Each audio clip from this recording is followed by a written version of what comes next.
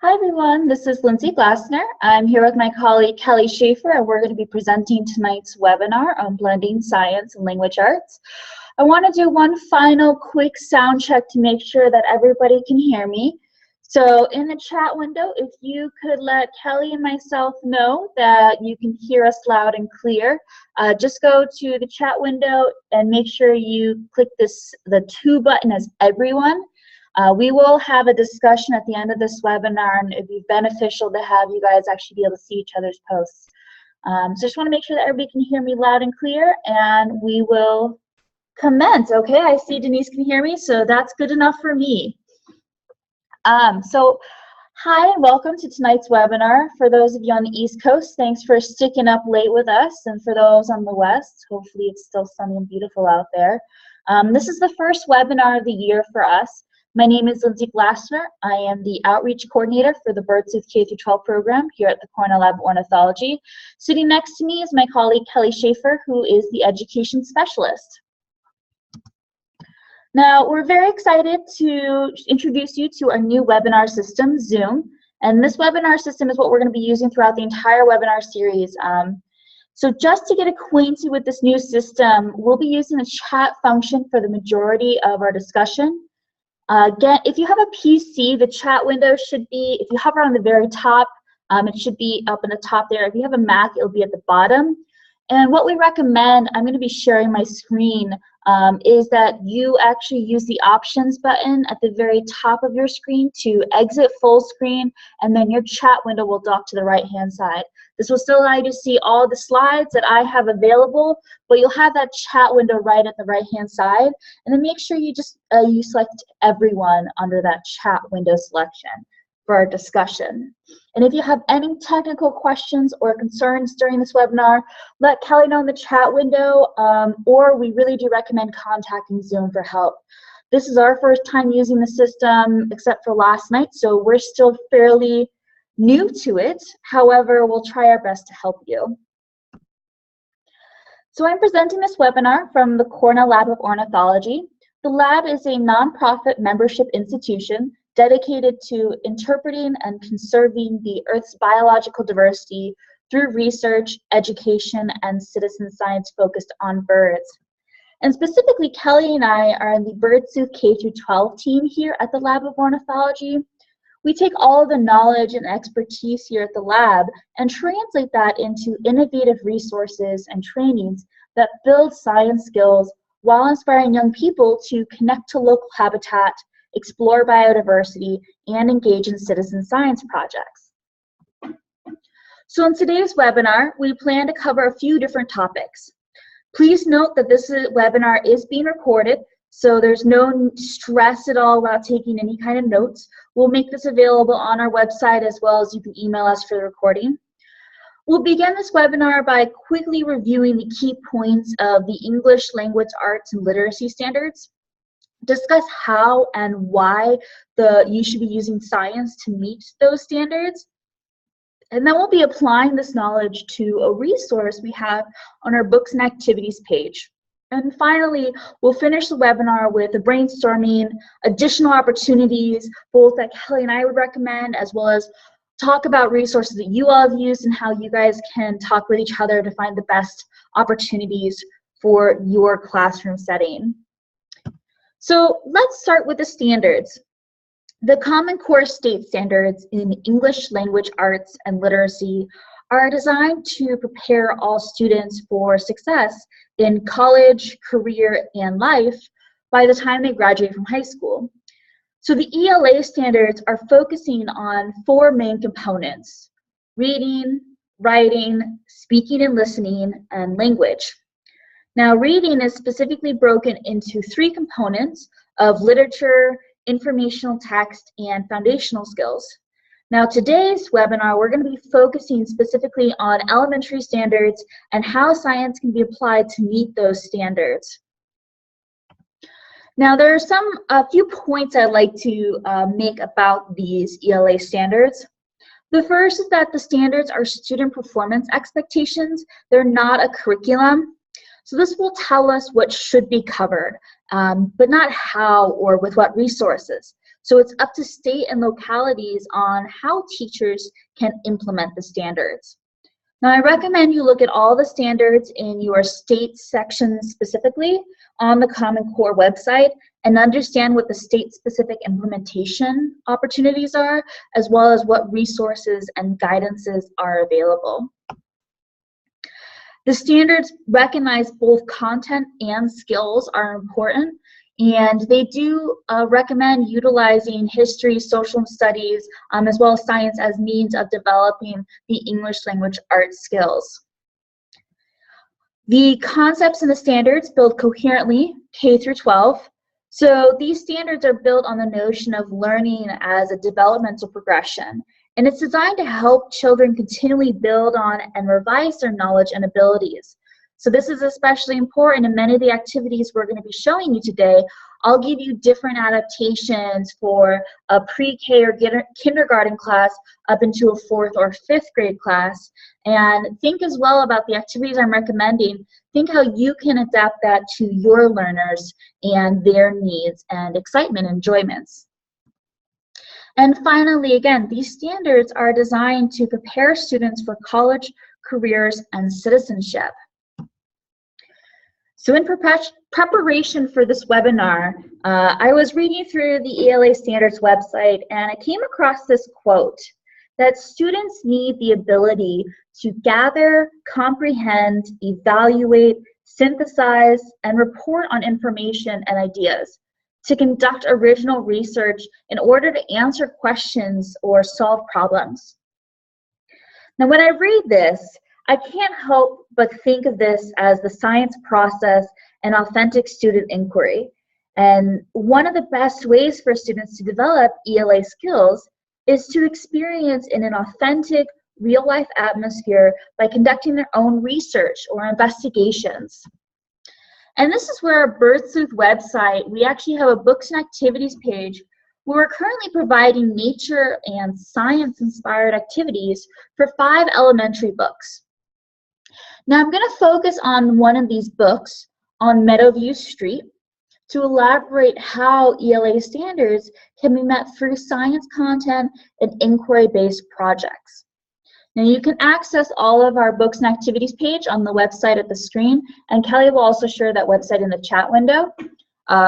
But when this webinar is also done, it will direct you towards this page, so don't worry about having to go there right away. On Meadowview Street is a book written by Henry Cole, and it's about a girl named Caroline. And I'm curious, has anybody read On Meadowview Street, either on their own time or with the learners they work with?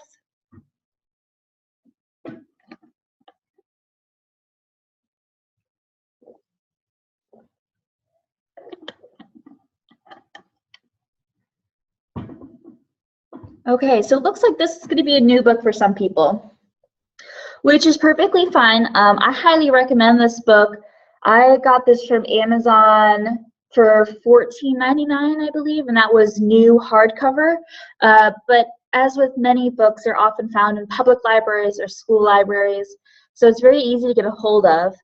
The one thing I really love about this book is it goes through the story of Caroline, and she's just moved into a new neighborhood where every yard looks exactly the same. And she was really curious about, well, where's this meadow on Meadowview Street? And she couldn't find it anywhere. Now, there is nothing but lawns of mown grass everywhere in this neighborhood. And as her father begins to mow their lawn, Caroline spies a single beautiful flower. So she decides to protect it by creating a wildflower preserve.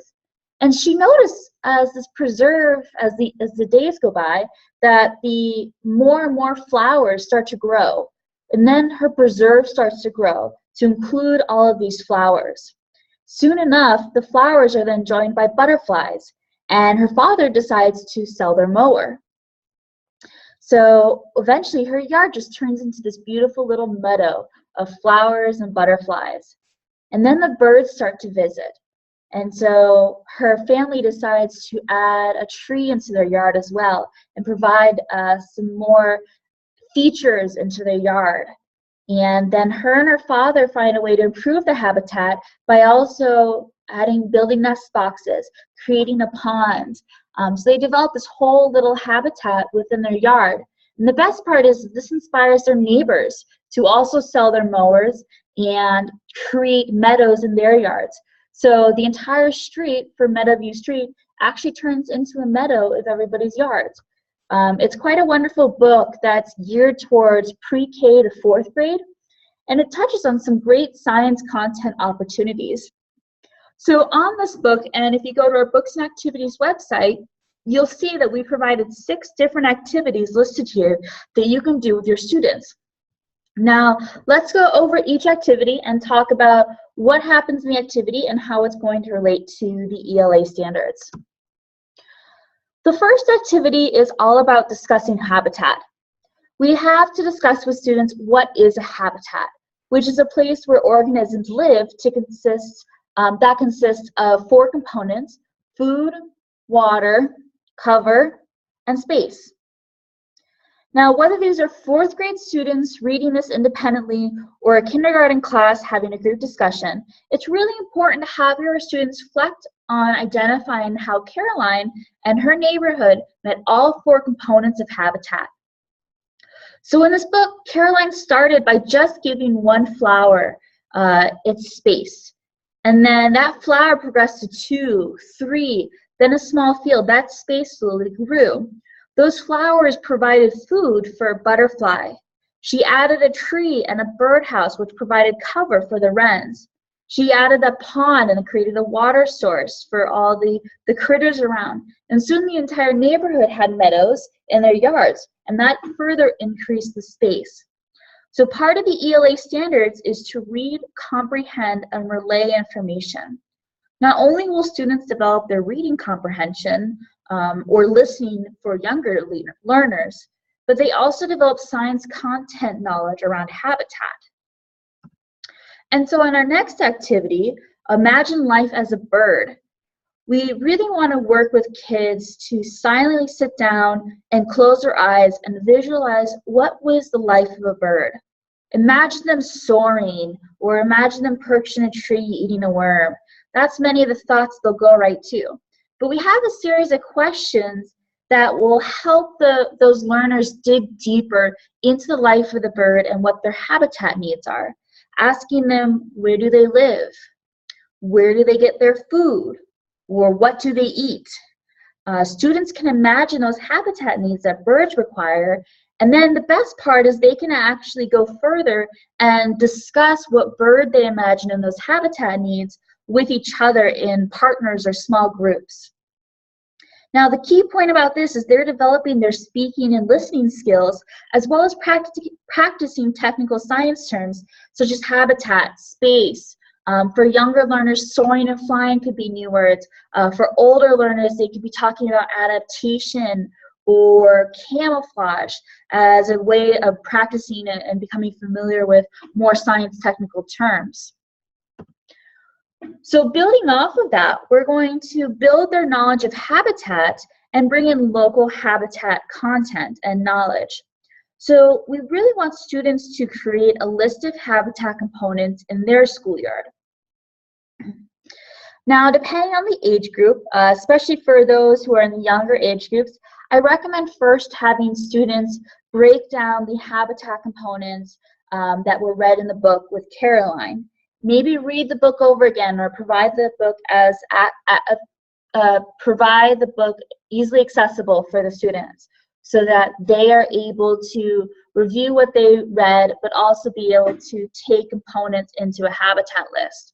So recognizing that the pond Caroline made was a water component, recognizing that the space of the entire neighborhood allowed a larger space for the habitat, or the flowers provided food for butterflies. Now, creating that habitat list for on Meadowview Street will help kids start better understanding different habitat components and classifying them. Now, especially for older students as well, challenge them to start observing their local habitat. Challenge them to observe a snake slithering in the grass and where it's going and what it's doing, or a bird that could be feeding on berries in a nearby bush, or insects on some local flowers. Having kids follow around their local wildlife and make those observations to better understand their habitat components are great learning opportunities where they can actually relate back to what Caroline was talking about, of where she provided food, and then expand their knowledge of how their local habitat can also provide food. Okay. And so next, we really want to work on inspiring kids to determine if their school is a good habitat for birds. With elementary ELA standards, it's recommended reading roughly 50% fiction and 50% nonfiction, especially for the upper elementary age students. Giving them the responsibility to do their own research on what is a good habitat is incredibly empowering. So we have a handout, Habitat Heroes, which breaks down how you can make your schoolyard bird friendly. But there are a variety of other informative texts that can supplement student research.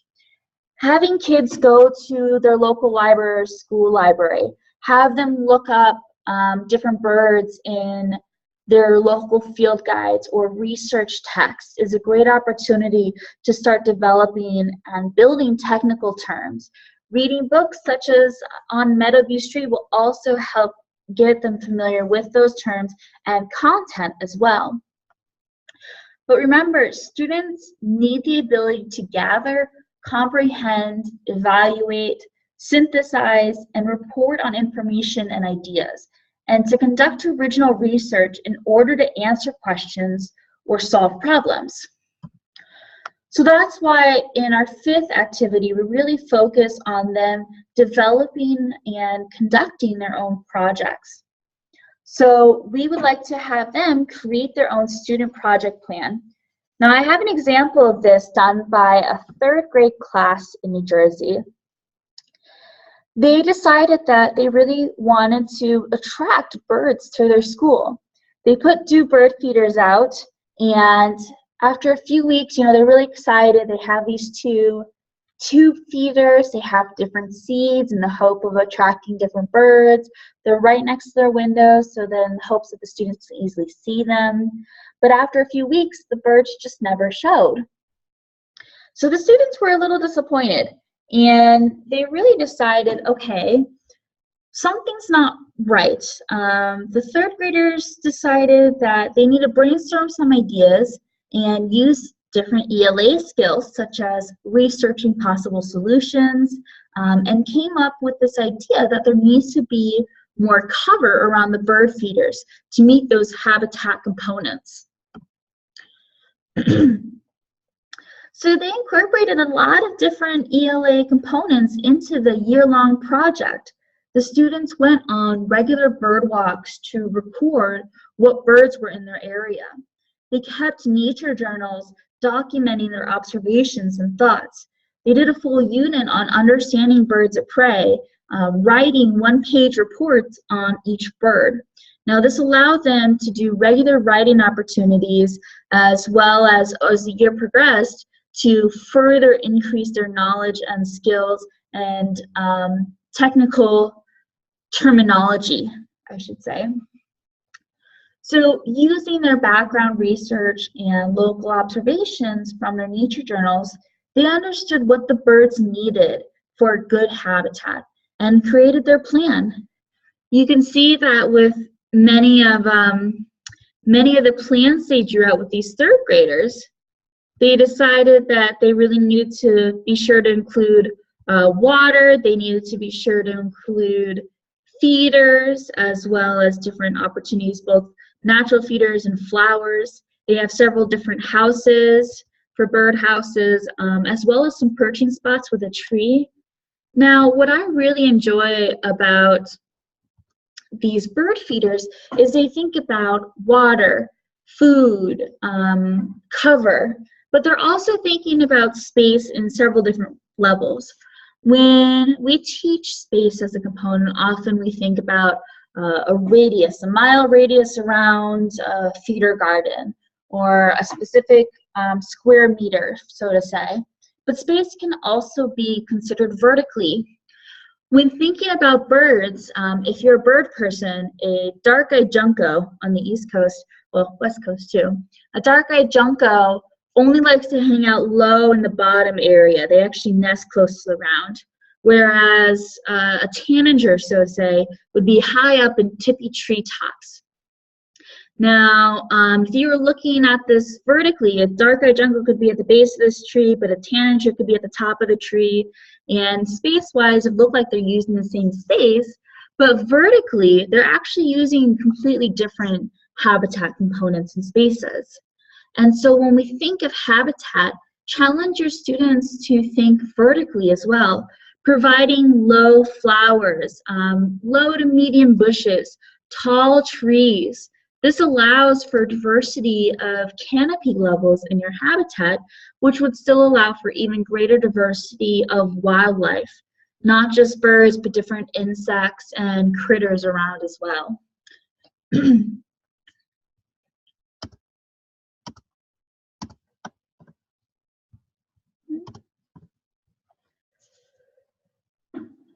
So they were really excited. They had the satisfaction of actually creating that bird garden that they had researched and designed. And these students saw the problem. They conducted their own project in order to solve the problem. This is exactly what the standards are trying to accomplish and prepare students for college careers in life. We all know we face many problems in life, and so these kids demonstrated how to solve one of their problems. And fortunately, the kids, though they didn't see birds initially in the fall, after their spring habitat growing season and creation season, they had birds coming in the spring, and so they're greatly satisfied with this project. Now, the final activity with our books, with the On Meadowview Street book, is to have kids make a difference and share their difference in many different outlets. Now, they can share their difference on the BirdSleuth action map like these third graders did. I'll have Kelly share the link to the BirdSleuth action map in the chat window. But the wonderful thing is this not only helps the kids feel the satisfaction of doing the project, but they were able to share it with their community and people around the country, and even around the world with the BirdSleuth action map of the great hard work that they've done. So I would love to open up the chat window and encourage you to share what you've used in your classroom and teachings on how to incorporate science learning into the ELA standards. While you're typing that in the chat window, I'm going to go over some of our recommendations of what we would also recommend outside of utilizing our books and activities page. My first recommendation is to always incorporate some kind of art. This fosters a creative component.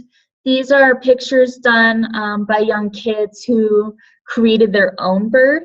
They really were inspired by things they were interested, like a baseball bird, and they were able to use their art but also create and think about adaptations about how this bird could survive in the wild. Nature journaling is a big opportunity for youth to be able to continually develop their skills. Now, we recently came across an article from the National Science Teachers Association, an article called Becoming Wildlife Investigators. And it was written by Virginia Frizzle and Patricia Caton at the Twin Lakes Elementary School in Tampa, Florida. And Virginia and Patricia, without us even knowing they wrote this article, actually used one of our resources, our curriculum kits, Most Wanted Birds, and they created a year-long course where a year-long bird study timeline from August to May, where kids were actually understanding the relationship and studying the relationship between birds and their local habitat and local plants. And reading this article, I couldn't help but think and see all the ELA connections they were making without even trying. So I want to read you a quick quote about this, and it's relevant to the nature journaling. As students become more familiar with their environment, we discovered that they became better observers of the world around them. They began to see more, explore more, explain more, and investigate more as their curiosity grew and their skills as student scientists became more sophisticated. This growth was reflected in the increasing complexity of their language as they wrote in journals, took notes, and created stories that included facts about bird characteristics and their habitats. Now, what I really like about this quote is that last sentence, where their growth was reflected in the increasing complexity of their language as they wrote in journals. And this is exactly meeting the ELA standards, where progressively from each age group, there needs to be an increase in language complexity and understanding. And nature journaling provides a wonderful opportunity, whether it's going outside and doing one of our blogs. It's titled Take a Field Trip, No Bus Required, where you're literally taking a field trip into your schoolyard and just have students on a regular weekly basis or monthly basis journal about what they're observing through the changing seasons in their schoolyard. We have nature journaling opportunities around bird cams, where we have students in the elementary age group record the observations of bird cams and the nesting cycle, and identifying what prey is being brought to the nest, or what observations of development they make from the chicks hatching and growing. These are all opportunities to bring in nature journaling that will further develop those writing and language skills. Another way to really bring in, the more in-depth way to bring in this, is to do a Who's My Focus Bird. Now, one of the things this class from Virginia and Patricia did is they actually assigned a focus bird to each of their students, roughly 20 students in their, I believe it's fourth grade class. So this was all fourth graders. And each student had to become the expert on that one local bird. And we recommend this all the time. It actually allows your entire class to know 20 different birds, because each person is an expert on a different one. And this can go even further by working on public presentation skills and public speaking skills, presenting that information. Again, reading informational text to find out the content about specific birds. This is very important for them developing those English language arts and literacy skills. You can take that even one step further with the bird expert and create a classroom field guide, where they actually have to write a field guide page for the entire class. And so you actually have a local birds field guide right there for you.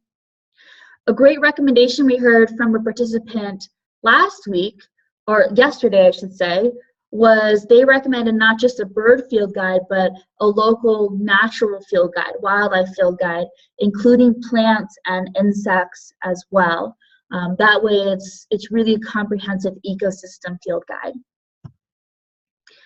And finally, one way to really go in depth with the scientific writing opportunities is to do a full investigation with your students.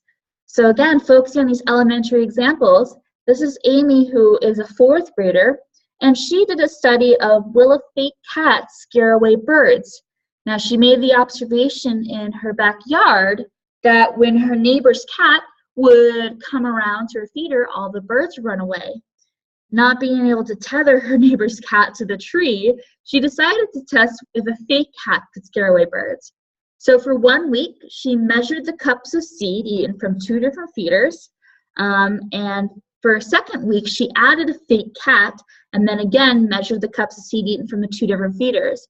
And she found that without a fake cat present, 3.5 cups of seed were eaten. But with a fake cat present, only half the cup of seed was eaten.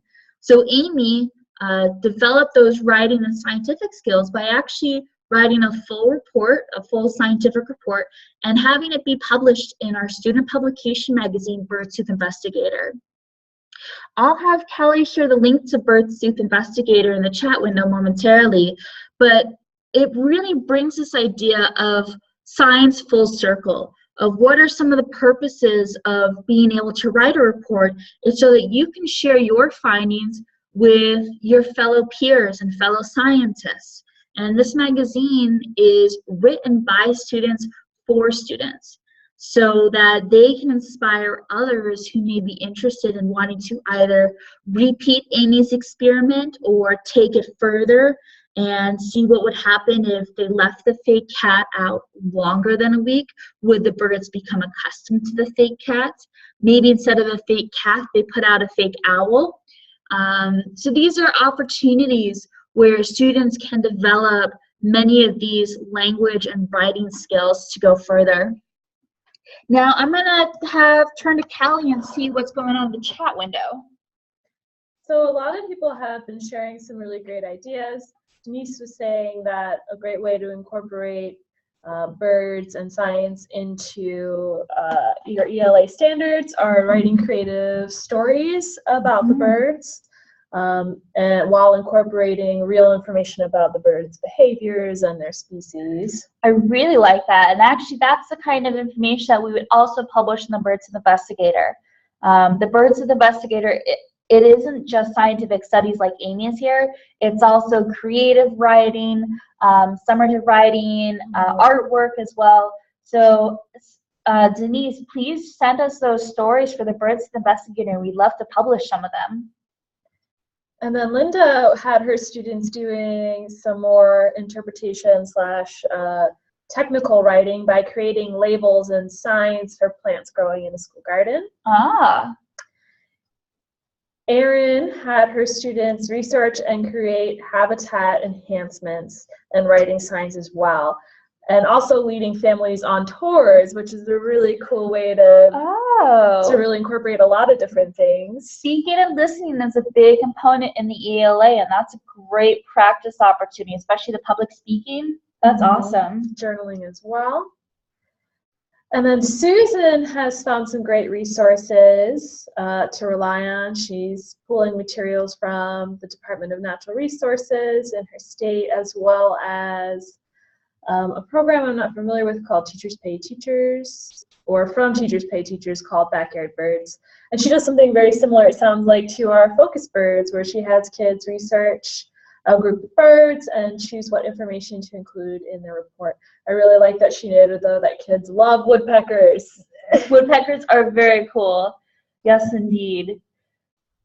Any other information or insights?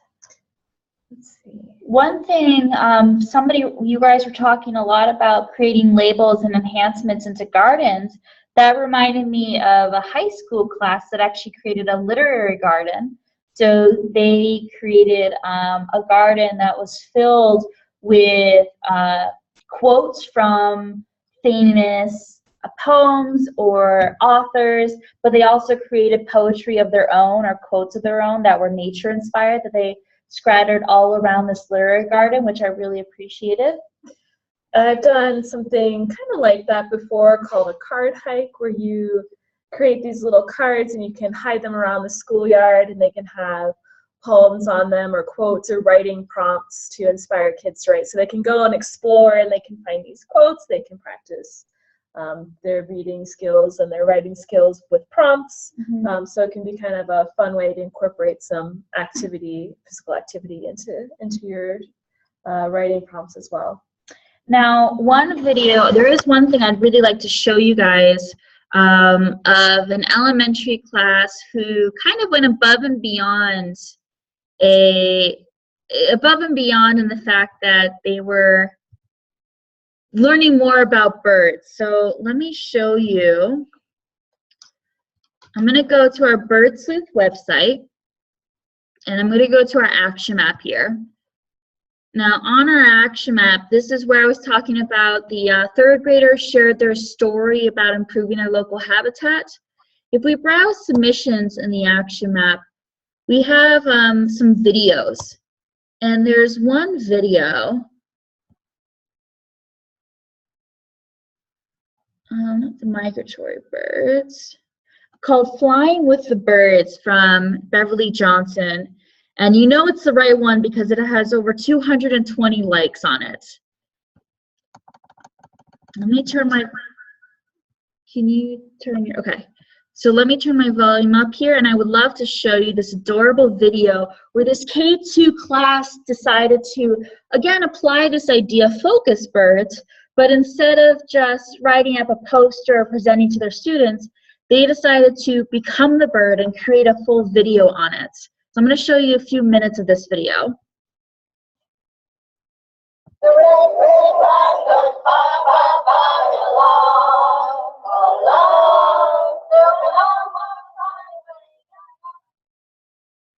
My bird is a running dove. It sounds like this. Woo! Woo! Woo! Woo! Woo! Morning doves have a built-in straw. They can suck the water right up. Unlike other birds, they have to lift their head.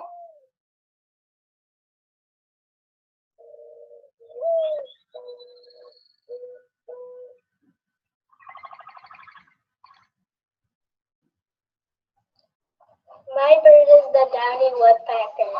Peck, peck, peck, peck.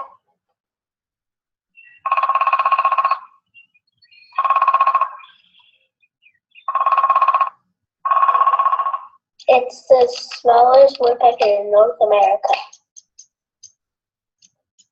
It looks for insects and spiders in bark. It also likes suet and feeders.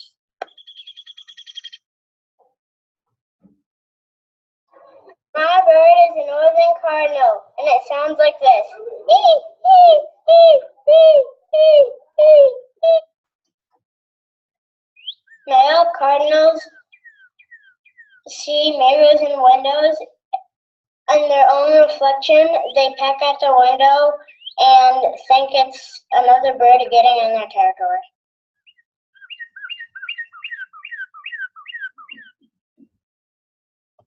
Okay, so this video just gets better and better as you keep going on.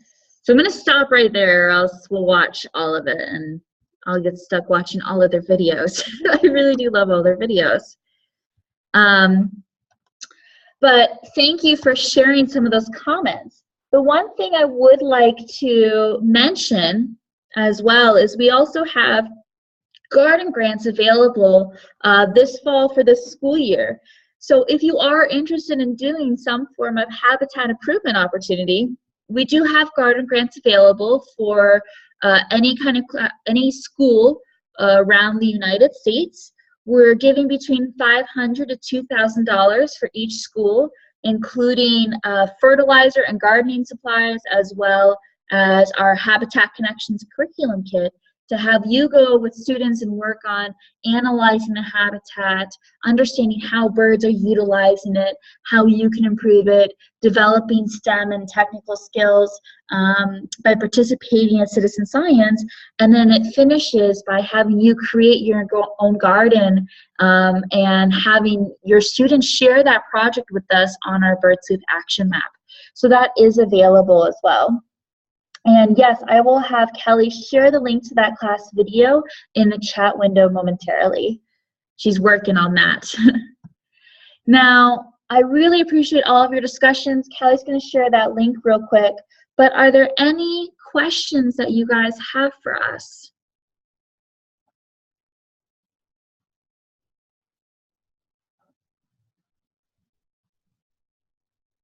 For some reason, I can't get my chat window open.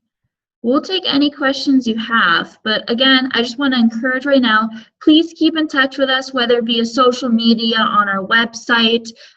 You can always email us any questions that you have in the future. Oops. Trying to get this. There we go. There's the chat window. But We do have a question. Thanks. For homeschoolers, is the grant available? The garden grant is not available for the homeschoolers currently. I'm very sorry about that, but it's just because of sponsorship. Sponsors. It's sponsored through Alaska Fertilizer, and they specifically want to target schools. Yeah, so Denise, this was specifically geared towards an elementary age group, but we do have K through 12 resources available. So please feel free to explore our website. What age group are you looking for specifically?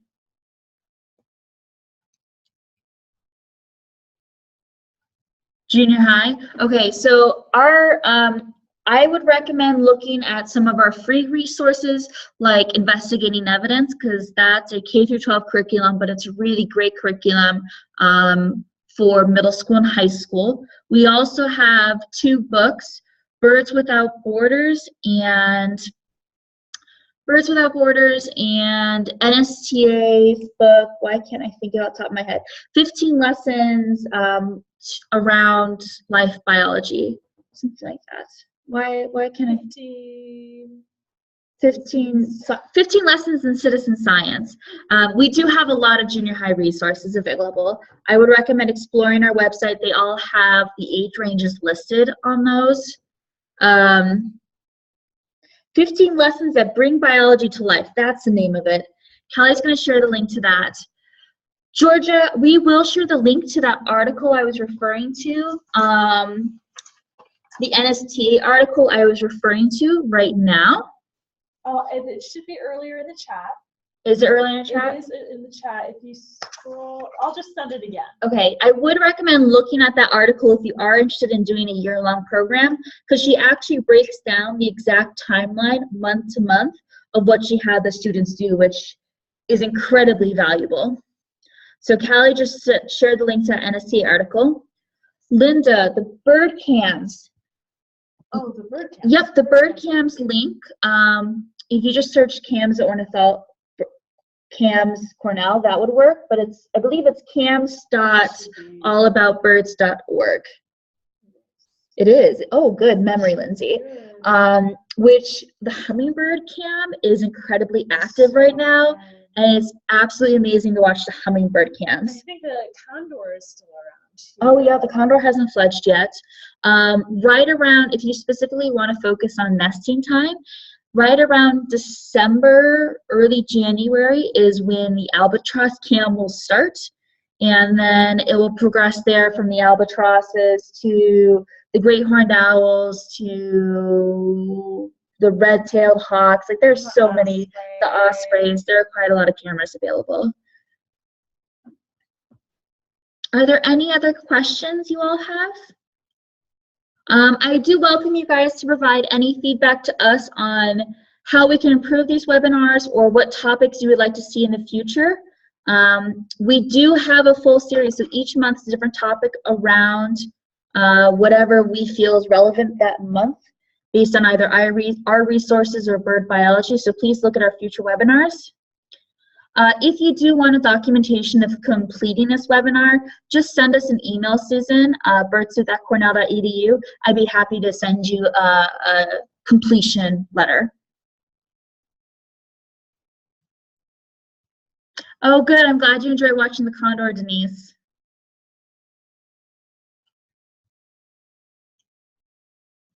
Well, I'm going to mute myself. Kelly and I, oh, yes, the email is on the page right now. It's just at the bottom, birdsleuth@cornell.edu. But I can type it. Who can type faster, Kelly? Beat me. Yes, birdsleuth@cornell.edu, and thankfully there's no typos. It's been a long day. I understand completely. It's what is it? It's 43 minutes past my bedtime, Susan. I understand.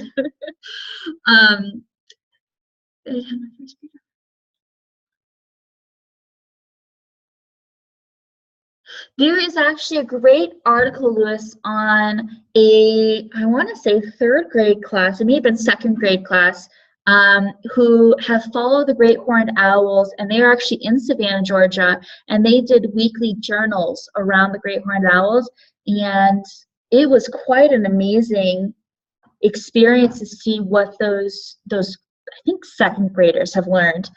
I can try and find the article real quick.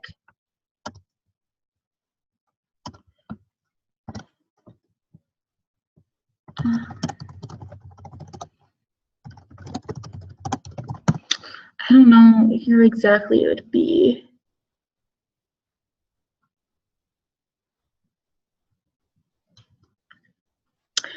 I would recommend, Lewis, if you want to try and get into the journaling opportunity, because that does help quite a bit. Okay.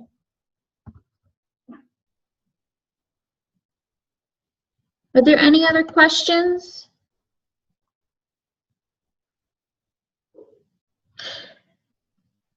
Yeah, and if you guys at all are interested in going further into understanding inquiry, that's what our October webinar will be like. It's an introduction to inquiry on asking questions and making observations. So we will hopefully see some of you guys in October, and thanks for coming out. We'll hang around for just a few more minutes if you have any other questions.